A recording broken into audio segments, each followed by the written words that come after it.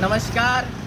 છોટાઉદેપુરની અંદર વિદ્યાર્થીનીઓને આપવા માટેની હજારો સાયકલ બાદ આજે તમે દાહોદની અંદર પણ આ જ રીતની એક પરિસ્થિતિ જોવા મળે છે.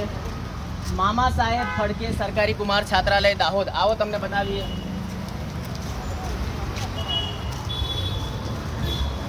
હજારોની સંખ્યામાં આ સાયકલ જો અહીંયા ધૂળ ખાઈ રહી છે. આ જંગલ જેવું ગાં સુધી નીકળ્યું છે.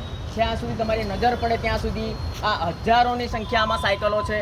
આ બાજુ પણ આ સાયકલો પડેલી છે. આ તરફ પણ તમે જુઓ, જ્યાં જુઓ ત્યાં સાયકલો પડેલી છે. આ સાયકલો શાળા પ્રવેશ ઉત્સવ 2023માં બાળકીઓને આપવાની હતી. 2023નું વર્ષ પણ પતી ગયું, 2024નો શાળા પ્રવેશ ઉત્સવ પણ પતી ગયો. છતાં પણ આ હજારોની સંખ્યામાં જે આ સાયકલ છે, આ સાયકલો હવે આપવાને લાયક પણ રહી નથી. બિલકુલ ભંગાર પરિસ્થિતિની અંદર આવી ગઈ છે. દાહોદ શહેરની અંદર મુખ્ય માર્ગની ઉપર ITIની બાજુમાં જ કલેક્ટરશ્રીનું નિવાસ પણ છે. તો આજે અમે આ મીડિયાના માધ્યમથી ગુજરાત રાજ્યના મુખ્યમંત્રીશ્રીને એક રજૂઆત કરવા માંગીએ છીએ કે સાહેબ, આ હજારોની સંખ્યામાં સાયકલ આ તમે જુઓ કે જેની અંદર ઘાસ પણ એટલું મોટું થઈ ગયું છે. અહીંયાના સ્થાનિક લોકોને પૂછતા જાણવા મળ્યું છે કે લગભગ 2 વર્ષ કરતાં વધુ સમયથી આ સાયકલો અહીંયા પડી છે. તો આ સાયકલો અહીંયા શા માટે પડી છે? આ સાયકલોને વિતરણ શા માટે નથી કરવામાં આવ્યું?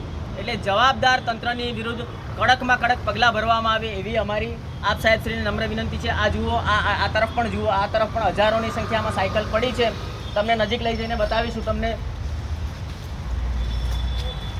આ જુઓ, આ સાયકલ શાળા પ્રવેશ ઉત્સવ 2023 શાળા પ્રવેશ ઉત્સવ 2023ની છે. શાળા પ્રવેશ ઉત્સવ 2023 એટલે 23નું આખું વર્ષ પતી ગયું, 24નું આખું વર્ષ પણ પતી ગયું.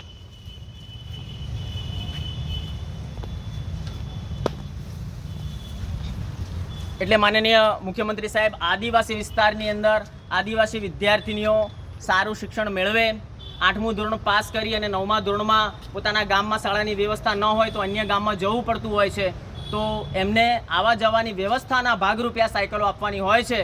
તો આ દાહોદ જિલ્લાની આદિવાસી બાળકીઓને આ સાયકલો શા માટે નથી આપવામાં આવી? એટલે આ સાયકલો વિતરણની જેની જવાબદારી હોય એ જવાબદાર અધિકારીને કડકમાં કડક સજા થાય. અને આટલું મોટું નુકસાન જનતાના ટેક્સના પૈસાથી થયું છે, આદિવાસી સમાજની ગ્રાન્ટનું જે આટલું મોટું નુકસાન થયું છે, આ નુકસાન શા માટે થયું છે અને કોના પ્રતાપે થયું છે? એટલે આ જવાબદાર અધિકારી વિરુદ્ધ કડકમાં કડક કાર્યવાહી થવી અમારી આપ સાહેબ શ્રીને નમ્ર વિનંતી છે.